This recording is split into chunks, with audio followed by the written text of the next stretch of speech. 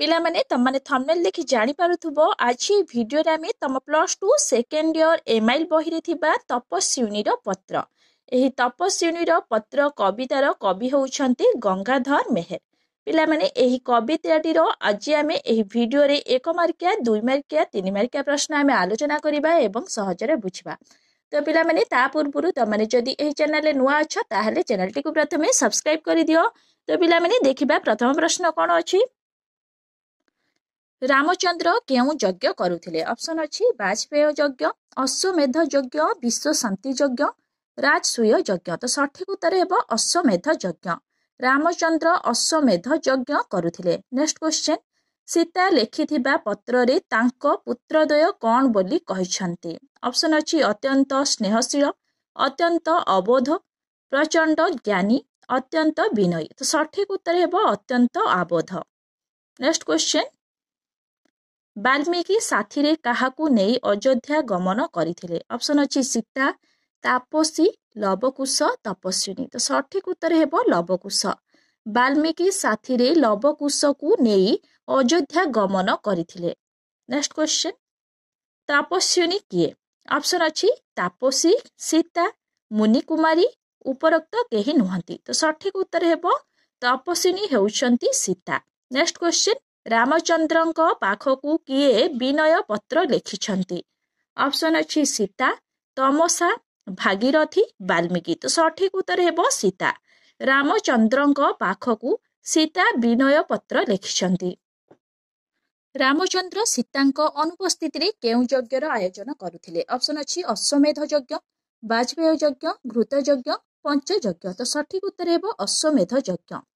Next question, शरण वस्त्रल ध्वज रिपु गजांकुश एथिरे ध्वज शब्दर अर्थ? ऑप्शन अछि रक्षक, पताका, शत्रु, मित्र। तो सठिक उत्तर हेबो पताका। नेक्स्ट क्वेश्चन, नवबामा बोली कवि काहाकू कहिसंती? ऑप्शन अछि सीता, सुनार सीता, नवविवाहिता द्वितीय पत्नी रुक्मिणी। तो सठिक उत्तर हेबो नवविवाहिता द्वितीय पत्नी। नेक्स्ट क्वेश्चन, रामचंद्रंकर सद्गुणावली शतगुणित हेउथिबा काहेकि? सॉरी पिला माने शतगुणित हेउथिबो काहेकि? ऑप्शन अछि सीतांक स्मृति को मने पकाई, लवकुशंक परिचय पाई, मुग्ध नववधू को मुग्ध करिबा पाई, ऋषि मानकू आनंद प्रदान करिबा पाई। तो सठिक उत्तर हेबो मुग्ध नववधू को मुग्ध करिबा पाई। नेक्स्ट क्वेश्चन, सीतांक पुत्रद्वय किपरि जननींक जीवन कंदाउथिले? ऑप्शन अछि परस्पर मध्यरे कलह करी, बीणा तंत्र सहकारे रामायण गान करी, रामचंद्रंक कथा मने पकाई पितांक परिचय पचारी। तो सठिक उत्तर हेबो बीणा तंत्री सहकारे रामायण गान करी। तरुलतागण कोन सुनी अथय हुंती? ऑप्शन अछि सीतांक क्रंदन, लवकुशंक रामायण गान, ऋषि मानंकर ओंकार ध्वनि, ऋषि कुमार मानंकर वेद ध्वनि। तो सठिक उत्तर हेबो लवकुशंक रामायण गान। लवकुशंक रामायण गान सुनी तरुलतागण अथय हुंती। नेक्स्ट क्वेश्चन, तापसंक अशांति नाशक बोली काहाकू कुहा जायछि? ऑप्शन अछि रामचंद्र, रावण, सीता, वाल्मीकि। तो सठिक उत्तर हेबो रामचंद्र। नेक्स्ट क्वेश्चन, सीता रामचंद्रंकू चिठी लेखि कोन मागिथिले? ऑप्शन अछि पुओ दुहिंकू राजभोग प्रदान करिबा पई, नवप्रणयिनी को बाहर करिदेबा पई, नवप्रणयिनी केउ घोर तपस्या करी ओ केउ मंत्र जप करी रामचंद्रंकू बर रूपे पाइले जणाइबा पई, ना तांको दोष क्षमा करिदेबा पई। तो सठिक उत्तर हेबो नवप्रणयिनी केउ घोर तपस्या करी ओ केउ मंत्र जप करी रामचंद्रंकू बर रूपे पाइले जणाइबा पई। नेक्स्ट क्वेश्चन, सीतांक शिशुद्वयंक मन कोन पाई सेमानंकू आकर्षित करी नेउथिला? ऑप्शन अछि रामचंद्रंक पद पंकज दर्शन करिबा पाई, राजा रामंक निकटरे रामायण गान करिबा पाई, मातांक प्रति होइथिबा अन्यायर प्रतिशोध नेबा पाई, अयोध्या जाई निजर पितांकू परिचय देबा पाई। तो सठिक उत्तर हेबो रामचंद्रंक पद पंकज दर्शन करिबा पाई। नेक्स्ट क्वेश्चन, कोन सुनी सीतांकर हृदय हानि होई जाउथिला? ऑप्शन अछि शिशुद्वयंक क्रंदन, रामचंद्रंक गत दुखर कहानी, जनकଙ୍କ असुस्थता, रामचंद्रଙ୍କ अश्वमेध यज्ञ। तो सठिक उत्तर हेबो रामचंद्रଙ୍କ गत दुखर कहानी। रामचंद्रଙ୍କ गत दुखर कहानी शुणी सीतांकर हृदय हानि होई जाउथिला। नेक्स्ट क्वेश्चन, रामचंद्र सीतांक प्रेम को काहेकि स्वप्न मने करिबे बोली सीता लिखिछंती। ऑप्शन अछि नव प्रणयनीर मुख दर्शन करी, राजकार्य व्यस्त रही, पुत्रद्वयଙ୍କ परिचय पाई, रामायणर कथा श्रवण करी। तो सठिक उत्तर हेबो नव प्रणयनीर मुख दर्शन करी। नेक्स्ट क्वेश्चन, सीता पत्र लेखुथिला बेले किए हसी हसी पहुँचिले। ऑप्शन अछि वाल्मीकि, लवकुश, सखी, रामଙ୍କ दूत। तो सठिक उत्तर हेबो लवकुश। नेक्स्ट क्वेश्चन, तपस्विनीर पत्र गंगाधरଙ୍କ केउं काव्यरु गृहीत। ऑप्शन अछि इंदुमती, तपस्विनी, कीचक बध, पद्मिनी। तो सठिक उत्तर हेबो तपस्विनी। राज राजेश्वर बोली काहाकू कुहा जाइछि। ऑप्शन अछि दशरथ, रघु, रामचंद्र, रावण। तो सठिक उत्तर हेबो रामचंद्र। राज राजेश्वर बोली रामचंद्र को कुहा जाइछि। नेक्स्ट क्वेश्चन, सती सीता निर्वासिता होई केउठी रहिथिले। ऑप्शन अछि भागीरथी कूଳରେ, अरण्यरे, गंगा कूଳରେ, वाल्मीकि आश्रमरे। तो सठिक उत्तर हेबो वाल्मीकि आश्रमरे। सती सीता निर्वासिता होई वाल्मीकि आश्रमरे रहिथिले। नेक्स्ट क्वेश्चन, रामचंद्र केउ वंशरे जात। ऑप्शन अछि सूर्यवंश, चंद्रवंश, नक्षत्र वंश, दशरथ वंश। तो सठिक उत्तर हेबो सूर्यवंश। नेक्स्ट क्वेश्चन, सूर्यवंशर कुलदेवता किए।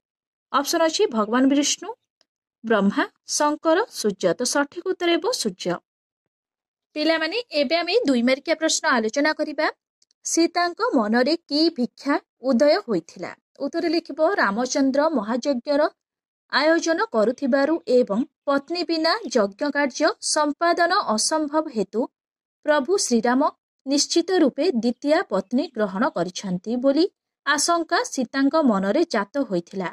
तेणु सीतांक मनरे रामचंद्रंकर नवविवाहिता पत्नी पूर्वे केउ तपस्या आचरण करिथिला, केउठारे केते काल केउ मंत्र जप करिथिला ताहा तांकु जणाई देबार भिक्षा उदय होइथिला। तो पिला माने मने रखिबो सीतांक मनरे की भिक्षा उदय होइथिला।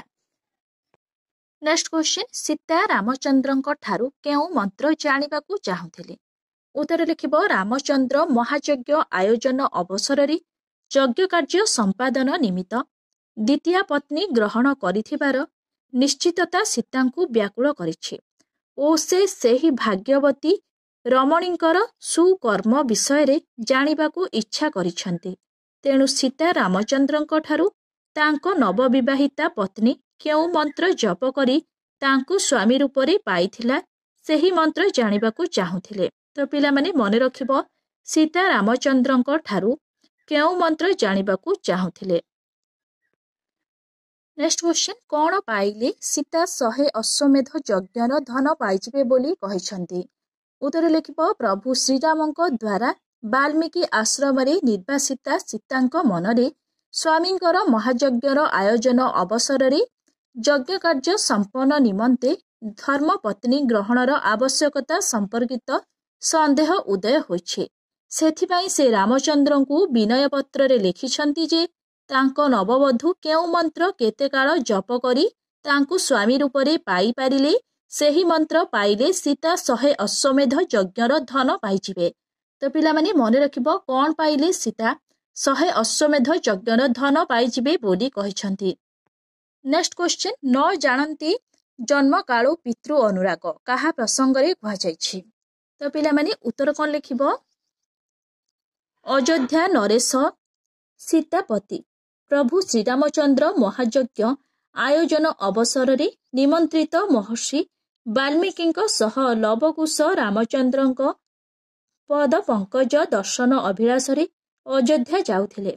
जेहेतु लवकुश सीता निर्वासिता थिबा हेतु वाल्मीकि आश्रमरे जन्म ग्रहण करिथिले सेथिपाई सेमाने पितृस्नेहरु वंचित होइथिबारु सीता तांको पत्ररे अनुरोध करी तांको पुत्रद्वय अवध ओ जन्मकालरू पितृ अनुराग कौन ଜାଣନ୍ତି ନାହିଁ ବୋଲି ଲବକୁଶଙ୍କ ପ୍ରସଙ୍ଗରେ ଲେଖିଛନ୍ତି। ତ ପିଲାମାନେ ମନେ ରଖିବ, ନ ଜାଣନ୍ତି ଜନ୍ମକାଳୁ ପିତୃ ଅନୁରାଗ କାହା ପ୍ରସଙ୍ଗରେ କୁହାଯାଇଛି। ନେକ୍ସଟ କ୍ୱେଶ୍ଚିନ୍, କିଏ ନ କାନ୍ଦିବ ବହି ମାନବ ହୃଦୟ କେଉଁ ପ୍ରସଙ୍ଗରେ କୁହାଯାଇଛି? କିଏ ନ କାନ୍ଦିବ ବହି ମାନବ ହୃଦୟ କେଉଁ ପ୍ରସଙ୍ଗରେ କୁହାଯାଇଛି? ଉତ୍ତର ଲେଖିବ, ସୀତାଙ୍କ ପୁତ୍ରଦ୍ୱୟ ବୀଣା ତନ୍ତ୍ରୀ ସହକାରୀ ରାମାୟଣ ଗାନ କଲାବେଳେ ସୀତା ତାଙ୍କ ବିଗତ ଦିନର ଦୁଃଖ ଭରା କାହାଣୀ ଶୁଣି କାନ୍ଦି ପକାଉଥିଲେ। ଏପରିକି ତରୁଲତାଗଣ ମଧ୍ୟ ରାମାୟଣ କଥା ଶ୍ରବଣରେ ଅଥୟ ହୋଇପଡୁଥିଲେ। ଏପରି ସ୍ଥଳେ କୋମଳ ହୃଦୟଧାରୀ ମାନବ ଯେ କି ଯନ୍ତ୍ରଣା ଅନୁଭବ କରୁଥିବ ତାହା ସହଜରେ ଅନୁମେୟ। ଏଥିପାଇଁ ଲବକୁଶଙ୍କ ରାମାୟଣ ଗାନ ପ୍ରସଙ୍ଗରେ କିଏ ନ କାନ୍ଦିବ ବହି ମାନବ ହୃଦୟ ବୋଲି କୁହାଯାଇଛି। ତ ପିଲାମାନେ ମନେ ରଖିବ, କିଏ ନ କାନ୍ଦିବ ବହି ମାନବ ହୃଦୟ କେଉଁ ପ୍ରସଙ୍ଗରେ କୁହାଯାଇଛି। ନେକ୍ସଟ କ୍ୱେଶ୍ଚିନ୍, କେଉଁମାନେ କିପରି ଜନନୀର ହୃଦୟ କନ୍ଦାଉଥିଲେ? ତ ପିଲାମାନେ ପ୍ରଶ୍ନ ଅଛି, କେଉଁମାନେ କିପରି ଜନନୀର ହୃଦୟ କନ୍ଦାଉଥିଲେ? ଉତ୍ତର ଲେଖିବ, ନିର୍ବାସିତା ସୀତା ବାଲ୍ମୀକି ଆଶ୍ରମରେ ଅବସ୍ଥାନ କରୁଥିବା ସମୟରେ ତାଙ୍କ ଗର୍ଭରୁ ଜନ୍ମ ନେଇଥିବା ଯାଆଁଳା ସନ୍ତାନ ଲବ ଓ କୁଶ ସମୟକ୍ରମେ ବଡ଼ ହୋଇଥିଲେ। ସେ ଦୁହେଁ ବୀଣା ତନ୍ତ୍ରୀ ସହକାରେ ରାମାୟଣ ଗାନ କଲାବେଳେ ସେହି କାରୁଣ୍ୟର ମୂର୍ଚ୍ଛନାରେ ତରୁଲତାଗଣ ଅଥୟ ହୋଇ ପଡୁଥିଲେ ଏବଂ ତାଙ୍କ ଜନନୀ ସୀତା ନିଜର ତଥା ନିଜ ପତି ରାମଚନ୍ଦ୍ର ବନବାସକାଳୀନ ଦୁଃଖଭରା କାହାଣୀ ଶ୍ରବଣ କରି କାନ୍ଦି ପକାଉଥିଲେ। ନେକ୍ସଟ କ୍ୱେଶ୍ଚିନ୍, ସୀତାଙ୍କ ପୁତ୍ରମାନେ କିପରି ରାମାୟଣ ଗାନ କରୁଥିଲେ? ଉତ୍ତର ଲେଖିବ, ସୀତା ବାଲ୍ମୀକି ଆଶ୍ରମରେ ନିର୍ବାସିତାର ଜୀବନ ବିତାଉଥିବା ସମୟରେ ତାଙ୍କ ଗର୍ଭରୁ ଲବକୁଶ ନାମକ ଦୁଇଟି ସଜମ ସନ୍ତାନ ଜାତ ହୋଇଥିଲେ ଓ ମହର୍ଷି ବାଲ୍ମୀକିଙ୍କ ଠାରୁ ସମସ୍ତ ବିଦ୍ୟା ଶିକ୍ଷା ଲାଭ କରି ବଡ଼ ହୋଇଥିଲେ। ସେ ଦୁହେଁ ବୀଣା ତନ୍ତ୍ରୀ ସହକାରେ ରାମାୟଣ ଗାନ କରୁଥିଲେ। ସେମାନଙ୍କ ଭାବ ତଲ୍ଲୀନ ସୁମଧୁର ରାମାୟଣ ଗାନର କରୁଣ ମୂର୍ଚ୍ଛନା ମାନବ ପ୍ରାଣରେ ଦୁଃଖ ଉଦ୍ରେକ କରିବା ସହ ତରୁଲତା ଗଣଙ୍କୁ ମଧ୍ୟ ଅଥୟ କରି ପକାଉଥିଲା। ତ ପିଲାମାନେ ମନେ ରଖିବ, ସୀତାଙ୍କ ପୁତ୍ରମାନେ କିପରି ରାମାୟଣ ଗାନ କରୁଥିଲେ। ନେକ୍ସଟ କ୍ୱେଶ୍ଚିନ୍, ରାମଚନ୍ଦ୍ରଙ୍କ ଠାରେ ବିଦୂଷକ ମାନେ କଣ ଦେଖିଥାନ୍ତି? ଉତ୍ତର ଲେଖିବ, ରାମଚନ୍ଦ୍ର ଶରଣ ବସ୍ତ୍ରଳ ଧ୍ୱଜ ଧାରଣ କରିଥାନ୍ତି, ଅର୍ଥାତ୍ ଶରଣାଗତକୁ ନିଜ ସନ୍ତାନ ପରି ସ୍ନେହ ପ୍ରଦାନ କରନ୍ତି। ସେ ରିପୁ ଗଜାଙ୍କୁଶ ଅର୍ଥାତ୍ ଗଜକୁ ଅଙ୍କୁଶରେ ଆୟତ କଲା ପରି ଶତ୍ରୁମାନଙ୍କୁ ଆୟତ କରିଥାନ୍ତି। ସେ ଦୁଃଖ ଗିରିବ୍ରଜ ଅର୍ଥାତ୍ ଦୁଃଖରୂପ ପର୍ବତକୁ ବଜ୍ର ସଦୃଶ ନାଶ କରିଥାନ୍ତି। ବିଦୂଷକ ବା ପଣ୍ଡିତ ବର୍ଗ ରାମଚନ୍ଦ୍ରଙ୍କ ଠାରେ ଏସବୁ ସୁଗୁଣ ଲକ୍ଷ୍ୟ କରି ତାଙ୍କୁ ଶରଣ ବସ୍ତ୍ରଳ ଧ୍ୱଜ, ରିପୁ ଗଜାଙ୍କୁଶ, ଦୁଃଖଗିରି ବଜ୍ର ରୂପେ ଦେଖିଥାନ୍ତି। ନେକ୍ସଟ କ୍ୱେଶ୍ଚିନ୍, ଦିନ ଭିକ୍ଷାରୁଣୀ ଦୁରୁ ନତଶିରେ ବନ୍ଦେ କିଏ କାହାକୁ ବନ୍ଦନା କରୁଛି? ଉତ୍ତର ଲେଖିବ, ଦିନ ଭିକ୍ଷାରିଣୀ ଦୁରୁ ନତଶିରେ ବନ୍ଦେ। ଏ କଥା ବାଲ୍ମୀକି ଆଶ୍ରମରେ ନିର୍ବାସିତା ଜୀବନ ବିତାଉଥିବା ସୀତା ନିଜ ସ୍ୱାମୀ ପରମାରାଧ୍ୟ ରାଜା ରାଜେଶ୍ୱର ଅଯୋଧ୍ୟା ନରେଶ ଶ୍ରୀରାମଚନ୍ଦ୍ରଙ୍କ ଉଦ୍ଦେଶ୍ୟରେ ତାଙ୍କର ବନ୍ଦନା କରି କହିଛନ୍ତି। ଅଯୋଧ୍ୟାପତି ଶ୍ରୀରାମ ମହାରାଜଜ୍ଞ ଆୟୋଜନ କରୁଥିବା ସମ୍ବାଦ ବାଲ୍ମୀକିଙ୍କ ଠାରୁ ସୀତା ଶ୍ରବଣ କଲା ପରେ ହୃଦୟ ତାଙ୍କର ବ୍ୟାକୁଳ ହୋଇ ଉଠିଛି ଓ ସେ ପ୍ରଭୁଙ୍କୁ ବିନୟ ପତ୍ର ଲେଖିବା ଅବସରରେ ନିଜକୁ ଦିନ ଭିକ୍ଷାରୁଣୀ ସହ ତୁଳନା କରି ପତ୍ର ପ୍ରାରମ୍ଭରେ ରାମଙ୍କ ଉଦ୍ଦେଶ୍ୟରେ ବନ୍ଦନା ଗାନ କରିଛନ୍ତି। ନେକ୍ସଟ କ୍ୱେଶ୍ଚିନ୍, ରାମଚନ୍ଦ୍ର କିପରି ମହାଯଜ୍ଞରେ ଦୀକ୍ଷିତ ହୋଇଥିବେ ବୋଲି ସୀତା ମନେ କରୁଛନ୍ତି? ଉତ୍ତର ଲେଖିବ, ମହାଯଜ୍ଞ ଆୟୋଜନ ଅବସରରେ ପ୍ରଭୁ ରାମଚନ୍ଦ୍ର ଓ ତାଙ୍କ ନବବିବାହିତା ପତ୍ନୀ ଯଜ୍ଞ କାର୍ଯ୍ୟ ସମ୍ପାଦନ ନିମିତ୍ତ ଉପବେଶନ କଲାବେଳେ ନିଜ ଧର୍ମପତ୍ନୀଙ୍କୁ ବାମ ପାର୍ଶ୍ୱରେ ଉପବେଶନ କରାଇ ପ୍ରଭୁ ଶ୍ରୀରାମ ମହାଯଜ୍ଞରେ ଦୀକ୍ଷିତ ହୋଇଥିବେ ବୋଲି ସୀତା ଅନୁମାନ କରିଛନ୍ତି। ନିଜ ନବବାମାଙ୍କୁ ମୁଗ୍ଧ କରିବା ନିମିତ୍ତ ତାଙ୍କର ସଦ୍ଗୁଣ ସବୁ ଅଧିକ ପରିମାଣରେ ବଢ଼ି ଯାଉଥିବ ଓ ସେ ଅଶେଷ ଧନରତ୍ନ ଓ ପାଟବସ୍ତ୍ରମାନ ଦାନ କରୁଥିବେ ବୋଲି ସୀତା ଅନୁଭବ କରୁଛନ୍ତି। नेक्स्ट क्वेश्चन मुग्ध बधू को मुग्ध करने पाई रामंको ठारे कौन बढ़ी जाउथुबो बोली कुहाଯାଇଛି। उत्तर लिखिबो प्रभु रामचंद्र तांको बाम पार्श्वरे उपवेशन करिथिबा नवबधूଙ୍କୁ यज्ञ कार्य संपादन काଳରେ मुग्ध करने पाई प्रयास करुथिबे। तेणु तांकर सद्गुण सबु अधिक बढ़ी जाउथुबो बोली कुहाଯାଇଛି।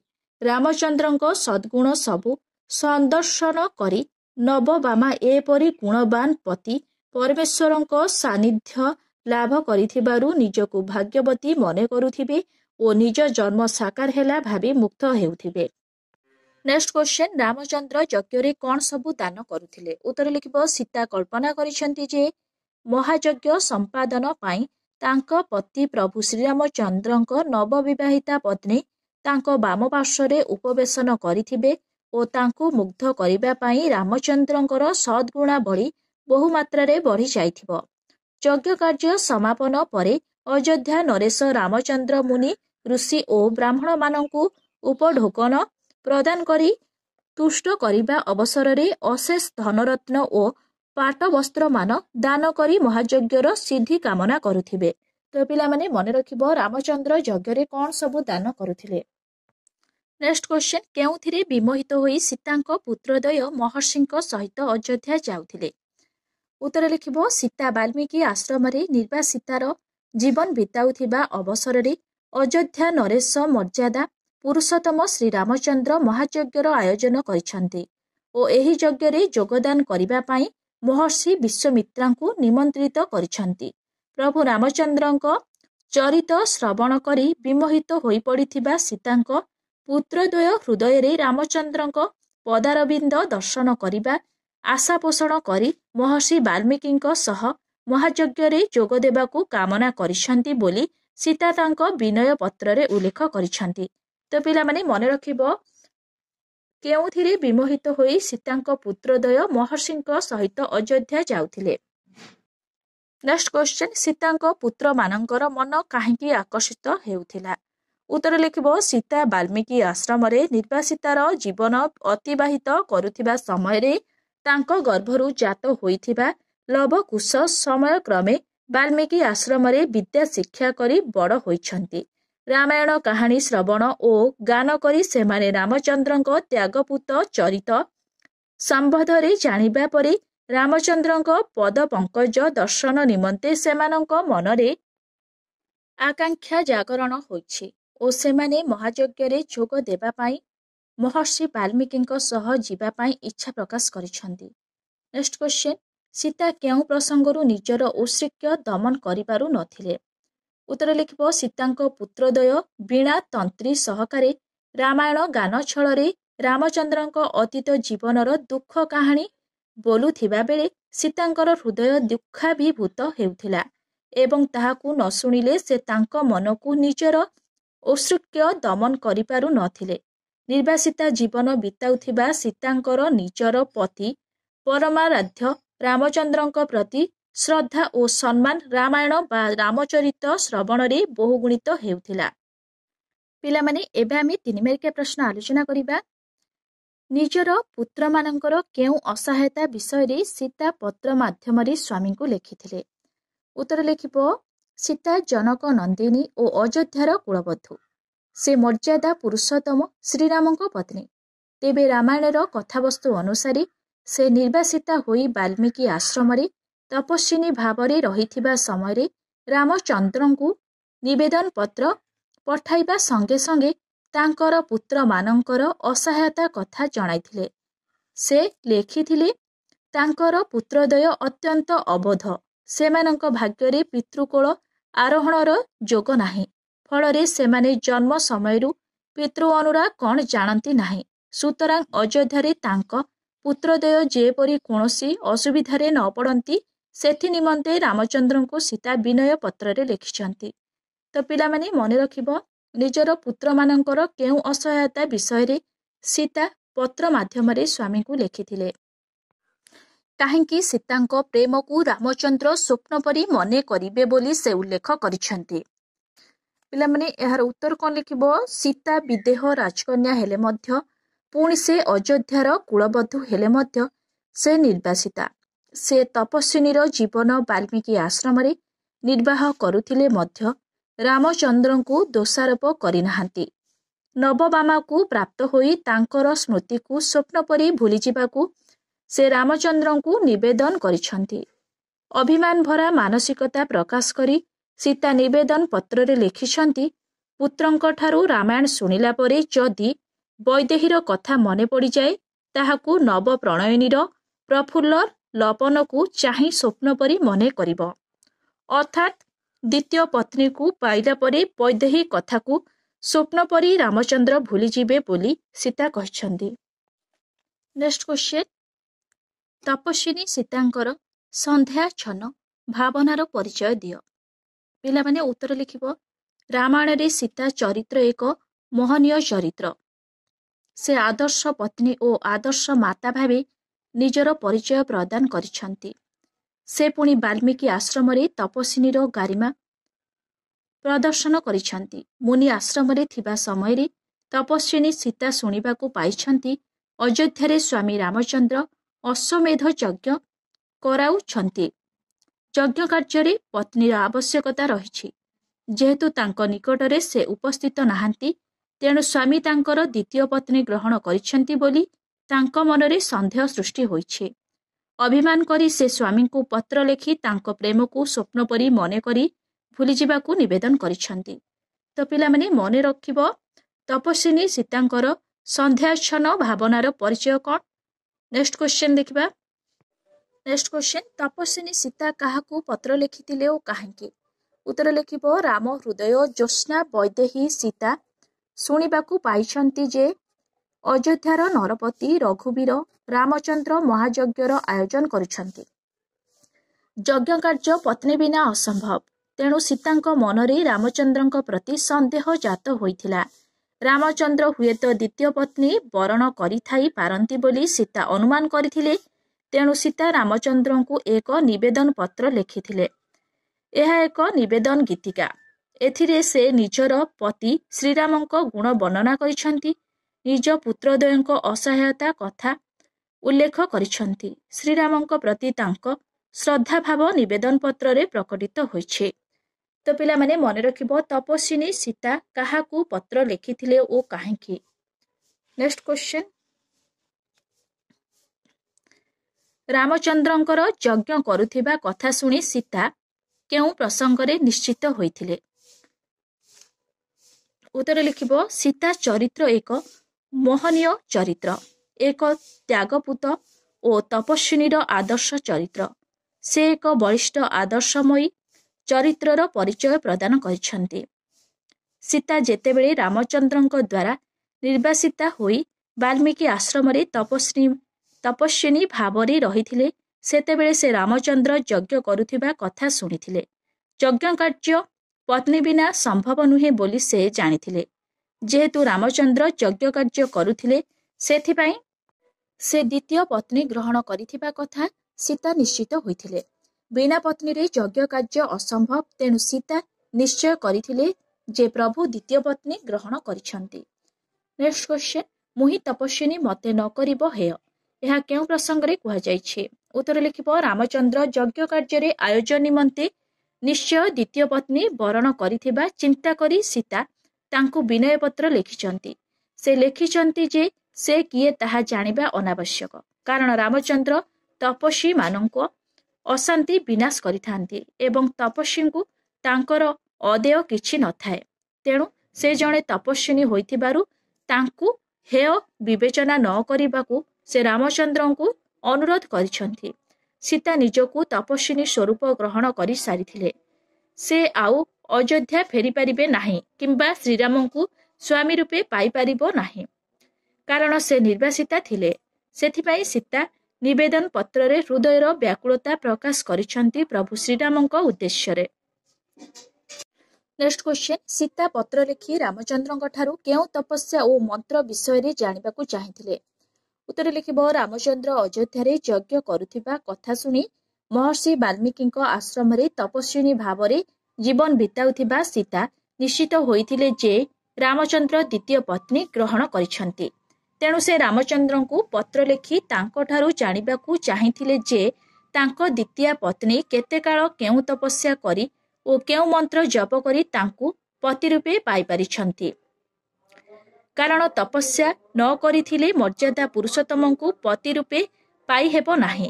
ଯଜ୍ଞ ପାଇଁ ରାମଚନ୍ଦ୍ର ଯେଉଁ ଦ୍ୱିତୀୟ ପତ୍ନୀ ଗ୍ରହଣ କରିଥିବେ ସେହି ସୌଭାଗ୍ୟବତୀ ନିଶ୍ଚିତ ଭାବେ ତପସ୍ୟା କରି ଶ୍ରୀରାମଙ୍କୁ ପ୍ରାପ୍ତ ହୋଇଛନ୍ତି। ସୀତା ସେହି ତପର ମନ୍ତ୍ର ଜାଣିଲେ ହୁଏତ ପ୍ରଭୁ ରାମଚନ୍ଦ୍ରଙ୍କୁ ବା ଶ୍ରୀରାମଙ୍କୁ ପୁନଃ ପତି ରୂପେ ପାଇପାରିବାର ଆଶା ରଖିଛନ୍ତି। ପିଲାମାନେ ନେକ୍ସଟ ଭିଡ଼ିଓରେ ଆମେ ଇତିହାସର କିଛି ଇମ୍ପୋର୍ଟାଣ୍ଟ କ୍ୱେଶ୍ଚିନ୍ ଆଲୋଚନା କରିବା। ତା ପୂର୍ବରୁ ତମମାନଙ୍କୁ ଯଦି ଏହି ଭିଡ଼ିଓଟି ଭଲ ଲାଗିଥାଏ ତାହେଲେ ଲାଇକ୍, ସେୟାର, ସବସ୍କ୍ରାଇବ୍ କରିବାକୁ ଜମା ବି ଭୁଲିବନି। Thank you.